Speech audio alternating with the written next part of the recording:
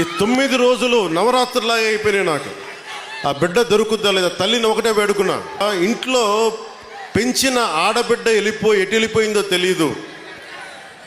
ఆ బిడ్డ దొరికే వరకు చూడు తల్లి అని చెప్పి ప్రతిరోజు రాత్రి ప్రార్థించాడు. కేరళలో చూశారు, బెంగళూరులో చూశారు, ఎక్కడ విజయవాడ, ఎక్కడ జమ్మూ అండ్ కాశ్మీర్. ఆ బిడ్డ జమ్మూ అండ్ కాశ్మీర్లో దొరికింది. ఇదే 30,000 మంది ఆడబిడ్డలు అదృశ్యం అయిపోతే ఒక్కరు మాట్లాడలే గత ప్రభుత్వం.